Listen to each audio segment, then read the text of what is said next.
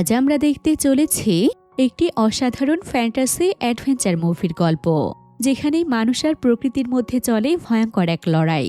আর এই গল্পে রয়েছে সাং নামের এক ক্ষমতালোভী ব্যক্তি, যার লোভ আর নিষ্ঠুরতায় একটি গোত্র ধীরে ধীরে ধ্বংসের দিকে এগিয়ে যাচ্ছিল। কিন্তু এই গোত্রের ভবিষ্যৎ জড়িয়েছিল কিয়াং নামের একটি ছেলের সাথে, যার বাবা নিজের জীবন বলি দিয়ে গোত্রকে রক্ষা করেছিল।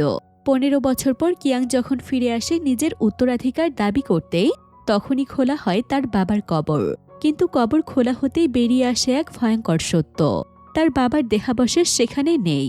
তাই গোত্রের সবাই মনে করে কিয়াং শয়তানের সন্তান। এরপর কিয়াংয়ের সামনে রাখা হয় মাত্র 7 দিনের সময়। এই সময়ের মধ্যে তাকে প্রমাণ করতে হবে সে শয়তানের সন্তান নয়। এই যাত্রায় তার সাথে জড়িয়ে পড়ে ইলাতি নামের এক রহস্যময় মেয়ে, যার সৌন্দর্যের আড়ালে লুকিয়ে আছে এক ভয়ঙ্কর গোপন রহস্য। জঙ্গল, দেবী, দানব, গুপ্তধন, এই সব কিছুর কেন্দ্রে এক অসম্ভব ভালোবাসা। সব মিলিয়ে গল্পটি হয়ে ওঠে রহস্য, আবেগ আর অ্যাডভেঞ্চারে ভরপুর। এখন প্রশ্ন হলো, শেষ পর্যন্ত কিয়াং কি পারবে নিজের পরিচয় আর ভালোবাসা দুটোকেই রক্ষা করতে? জানতে হলে দেখতে থাকুন ভিডিওটি শেষ মুহূর্ত পর্যন্ত। তো আর কথা না বাড়িয়ে চলুন গল্পটি শুরু করা যাক। তো গল্পটি শুরু হয় কিয়াং নামের একটি ছেলেকে দেখিয়ে। সে পাথরের পেছনে লুকিয়ে পশ্চিমের দিকে হঠাৎ করে দেখল এক অসম্ভব সুন্দরী মহিলাকে দেখা যাচ্ছে। তার সোনালি চুল আর সুন্দর শরীর ছিল। সম্মোহিত হয়ে এক সৈনিক নিজের অজান্তেই তার দিকে হাঁটতে শুরু করল। যে ওই মহিলা ধীরে ধীরে সৈনিককে কিস করল, সে এতটাই মনোমুগ্ধ হয়ে গেল যে তৎক্ষণাৎ তার নিজের অস্ত্র ফেলে দিল। সেটা একদমই টের পেল না যে মহিলাটির পা আসলে পাখির পায়ের মতো ছিল। কিন্তু এই দৃশ্য ছেলেটি পরিষ্কারভাবে দেখতে পায়। হঠাৎ মেয়েটি রাগান্বিত চোখে ঘুরল, যেন সে সতর্ক করছে ছেলেটি যেন তার কাজ খারাপ না করে দেয়। তার লাল চোখ দেখে ছেলেটি ভয় পেয়ে যায়। যেই দুজনে পানিতে ডুব দিল আর পুরোপুরি গায়েব হয়ে গেল।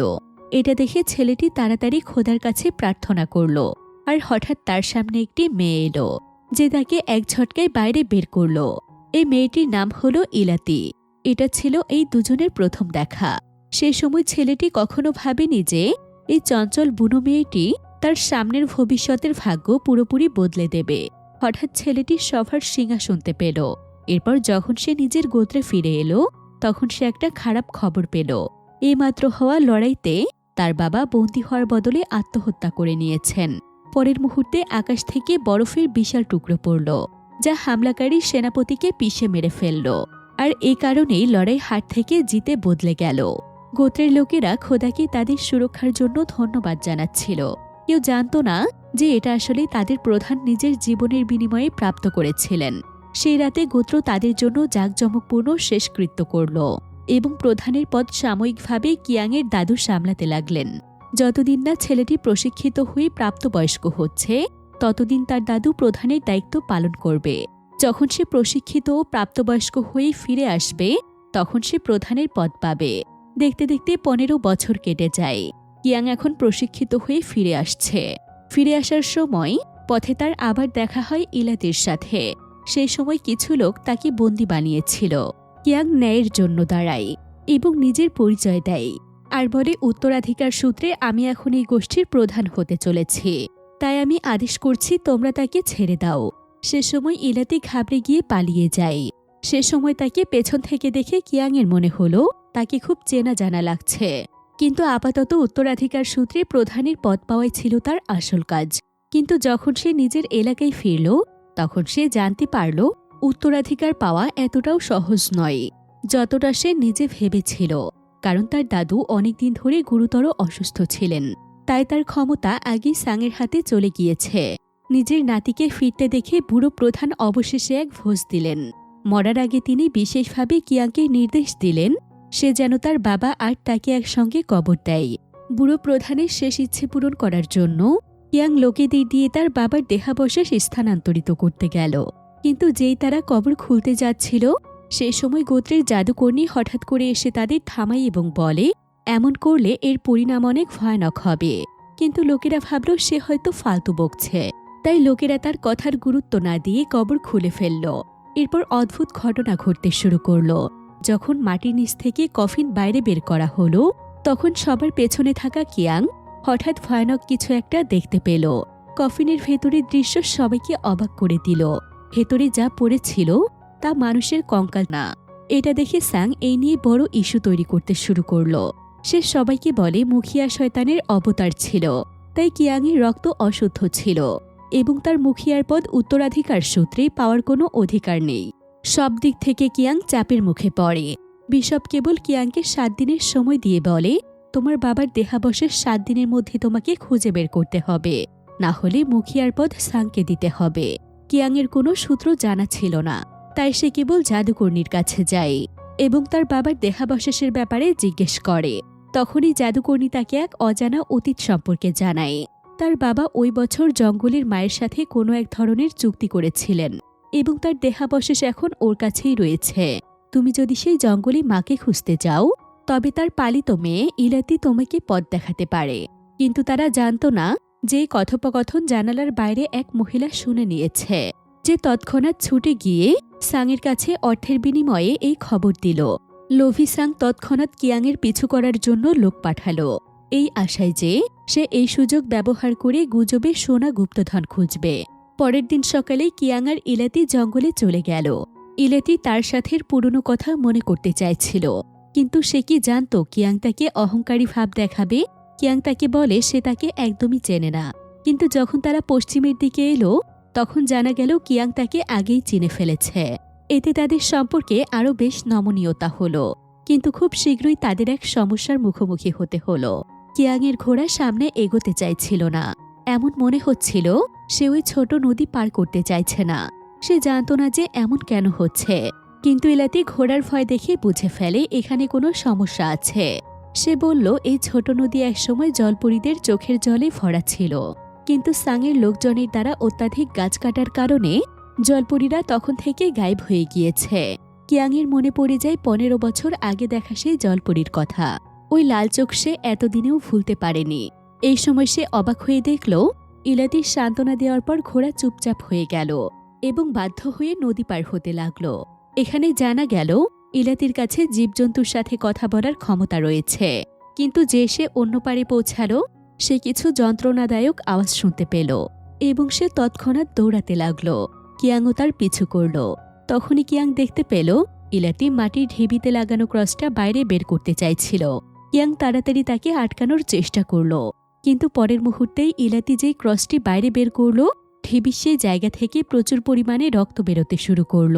কিয়াং কিছু বুঝে ওঠার আগেই ইলাতি তাকে তাড়াতাড়ি রাস্তায় যেতে বলে। অপ্রত্যাশিতভাবে ওই দুজনে চলে যাওয়ার পর সে মাটির ঢিবি ধীরে ধীরে দাঁড়িয়ে পড়ল। এখানে জানা গেল ইলাতি নিজের অজান্তেই সিল ভেঙে ফেলেছে এবং এর ঠিক পরে ওই দানব ঘন জঙ্গলে গায়েব হয়ে যায়।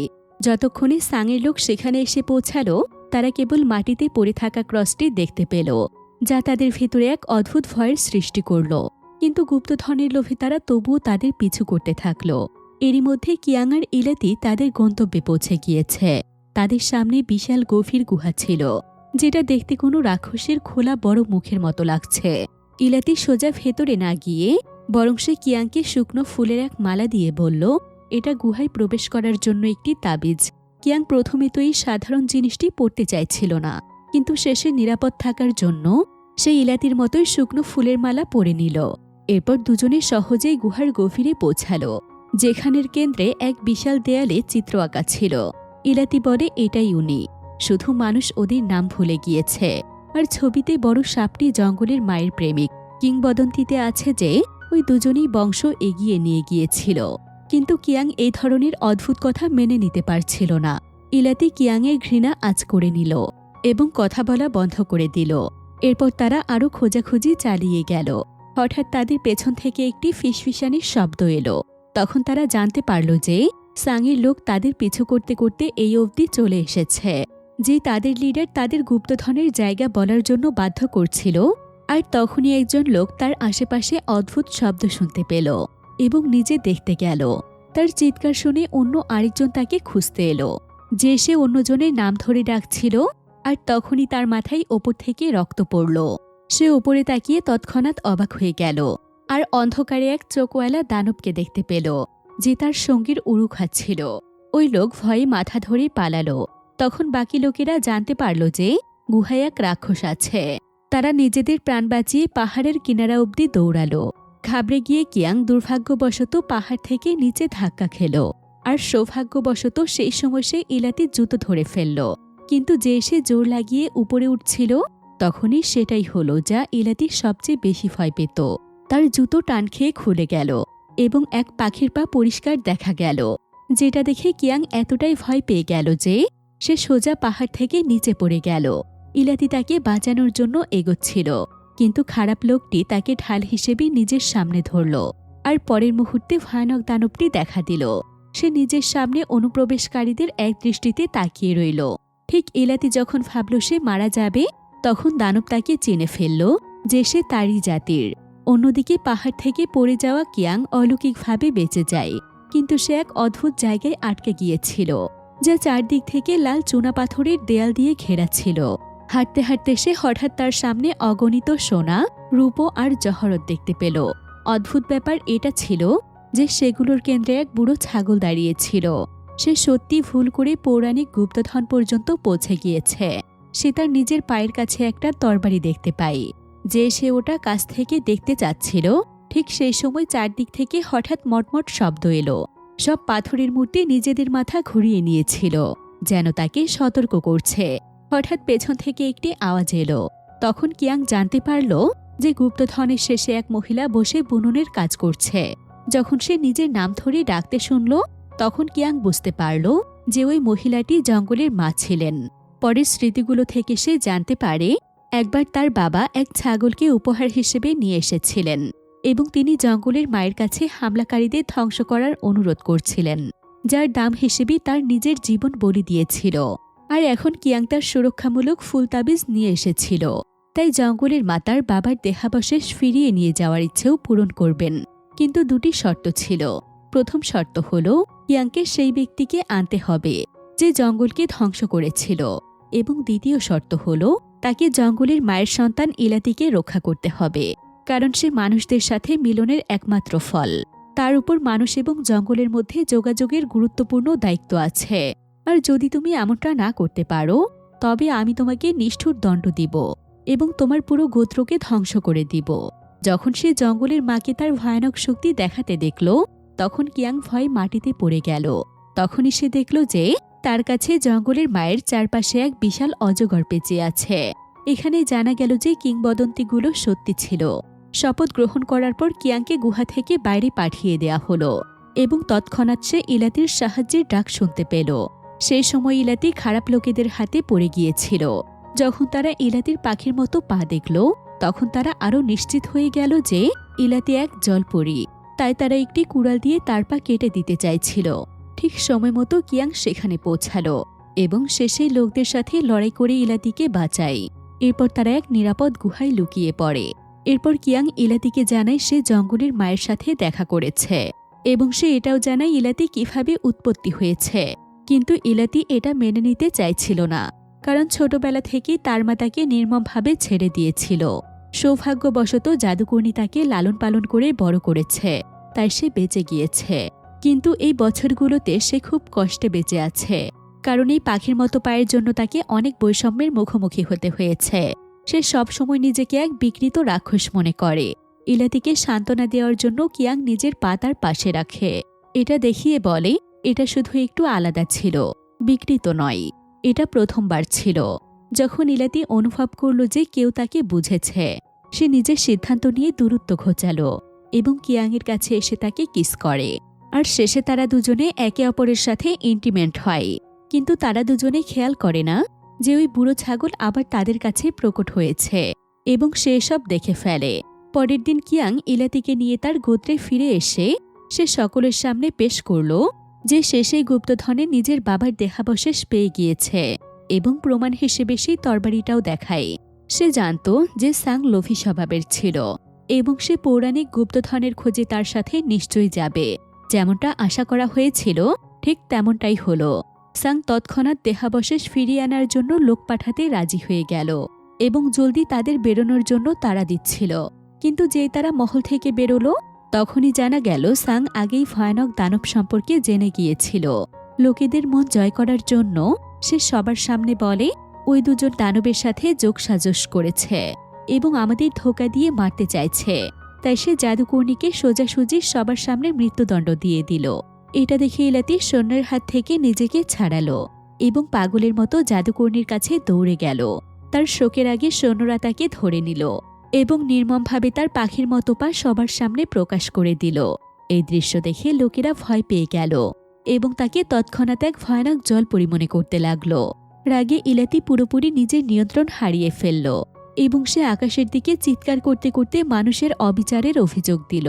পরের মুহূর্তে আকাশ মেঘে ঢেকে গেল, বিজলি চমকানো আর গর্জানো শুরু করল এবং খুব বড় শিলাবৃষ্টি আকাশ থেকে পড়তে শুরু করল, যার আঘাতে লোকেদের মাথা ফেটে গেল এবং রক্ত বেরোতে লাগল। তারা জলদি ক্ষমা পাওয়ার আশায় প্রার্থনা করার জন্য চার্চে লুকিয়ে পড়ল। ওই বুড়ো ছাগল আবার দেখা দিল।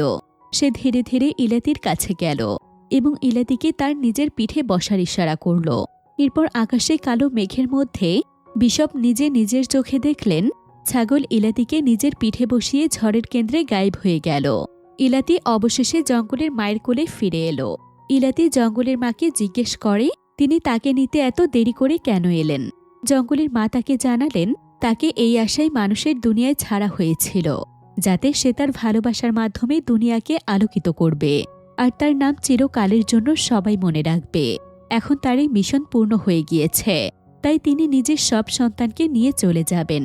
এরপর সাং কিয়াংকে গুপ্তধন খোঁজার জন্য জঙ্গলে যেতে বাধ্য করে, কিন্তু কিয়াং রাস্তা দেখাতে রাজি হয় না।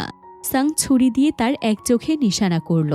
বিপদের এই সময় ইলাতি প্রকট হয় এবং সে সেই দলকে গুহার দরজা পর্যন্ত নিয়ে গেল, আর খুব শীঘ্রই তারা গুহার ভেতরে অফুরন্ত গুপ্তধন খুঁজে পেল। সাং খুশিতে নেচে উঠল এবং তৎক্ষণাৎ নিজের লোকদের গুপ্তধন বস্তায় ভরার আদেশ দিল। কিন্তু পাহাড়ে থাকা পাথরের মূর্তি মটমট করে নড়তে শুরু করল, যাতে তারা সবাই ভয় পেয়ে গেল এবং থেমে গেল।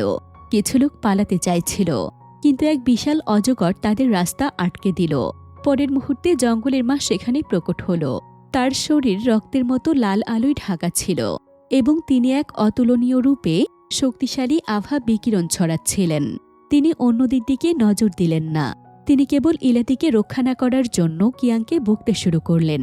এতে কিয়াং ভয় পেয়ে যায়, কারণ সে তার নিজের শপথ ভাঙার মূল্য ভালোভাবে জানত, কিন্তু অন্য লোকেরা এটা জানত না এবং তারা সব হাঁটু গেড়ে বসে পড়ল এবং জঙ্গলের মায়ের পুজো করতে লাগল। এই সময় ইলাতি চুপিসারে কিয়াংয়ের পেছনে প্রকট হল এবং সে কিয়াংয়ের হাতে বাঁধা দড়ি কেটে দিল আর তাকে কোনো তাড়াহুড়ো করে নড়াচড়া করতে নিষেধ করল। পরের মুহূর্তে জঙ্গলের মা শাস্তি দেওয়ার জন্য তৈরি হয়ে গেলেন। তিনি নিজের হাত দিয়ে দাউ দাউ করা আগুনের শিখা জ্বালালেন। যেই দুই দিকের শিখা এক হয়ে গেল, হঠাৎ এক অবিশ্বাস্য ভয়ানক শক্তির বিস্ফোরণ হল। এটা দেখে ইলাতি তাড়াতাড়ি কিয়াংয়ের উপর ঝাঁপিয়ে পড়ল এবং নিজের শরীর দিয়ে তাকে রক্ষা করল। এই বিস্ফোরণে গুহায় উপস্থিত অন্য সবাই ঘটনাস্থলেই পুড়ে ছাই হয়ে গেল, কিন্তু এটা এখানেই শেষ হল না। আগুন সোজা মেঘ চিরে বেরিয়ে গেল, এমনকি দূরের গোত্রও জোরদার ঝটকা অনুভব করল। যখন তারা নিজের ঘর থেকে বেরোল, তখন তারা সামনের দৃশ্য দেখে অবাক হয়ে গেল। লোকেরা নিজেকে আটকাতে পারল না এবং হাঁটু গেড়ে বসে পড়ল এবং জঙ্গলের মায়ের মহান শক্তির প্রশংসা করতে লাগল। তারা কখনো ভাবেনি যে যদি ইলাতি দয়ের ভিক্ষা না চাইত, তাহলে তারাও হয়তো এতক্ষণে পুড়ে কয়লা হয়ে যেত। জঙ্গলের মায়ের পুরোপুরি চলে যাওয়ার পর লোকেরা অবাক হয়ে দেখল তাদের প্রধানের দেহাবশেষ সত্যি আবার স্বাভাবিক হয়ে গিয়েছিল। ইলাতির সুরক্ষায় কিয়াংও অবশেষে বেঁচে যায়। সে ইলাতিকে আবার গোত্রে নিয়ে যেতে চাইছিল, কিন্তু অপ্রত্যাশিতভাবে ইলাতি সরাসরি মানা করে দেয়, কারণ সে জঙ্গল রক্ষা করা চালিয়ে যেতে চাইছিল আর এই জঙ্গলই ছিল তার আসল ঘর। কিয়াং তাকে আটকাতে চাইছিল, কিন্তু সামনের এক দৃশ্য দেখে ভয় পেয়ে সে নিজেই হাত ছেড়ে দিল। যাওয়ার আগে ইলাতি একটা কথা বলে, যেদিন তুমি আর প্রধান থাকবে না, সেদিন তুমি আমাকে খুঁজতে এসো। তার একা চলে যাওয়ার ছায়ার দিকে তাকিয়ে কিয়াং বিষণ্ণ এবং হারানো অনুভব করছিল। হঠাৎ সে বুঝতে পারল যে সে ইলাতিকে ভালোবেসে ফেলেছে আর সে সবকিছু ভুলে তার পেছনে দৌড়ালো। কিন্তু এতক্ষণে ইলাতি আগেই মানুষের রূপ ত্যাগ করেছিল। সে তার মায়ের মতো ছোট নদীতে চলে গেল এবং পরের মুহূর্তে পানিতে গায়েব হয়ে গেল। কিয়াং তাকে বেপরোয়াভাবে খুঁজতে লাগল, কিন্তু সে তার ছায়া পর্যন্তও পেল না। শেষমেশ সে নিজের গোত্রে ফিরে এলো এবং গোত্রের প্রধানের দায়িত্ব নিল। এরপর সে ইলাতির স্মরণে জঙ্গলের নাম ইলাতি নামে রাখল। যখন সে খুব বুড়ো হয়ে গেল এবং অবশেষে প্রধানের ভারী দায়িত্ব ছাড়তে পারল, তখন সে আরও একবার ওই ছোট নদীর তীরে ফিরে এলো। নিজের ছেলেকে শেষ বিদায় দেওয়ার পর সে পরিষ্কার নদীতে টানটান শুয়ে পড়ল এবং পানিকে নিজের শরীরকে দূরে নিয়ে যেতে দিল, কারণ সে জানত যে শেষে কেউ নিশ্চয়ই তার আসার অপেক্ষা করছে। শেষমেশ একজন তাকে ধরে ফেলে। আর এখানেই এই মুভির গল্পটি শেষ হয়ে যায়। সবাই ভালো থাকবেন, সুস্থ থাকবেন। আসসালামু আলাইকুম।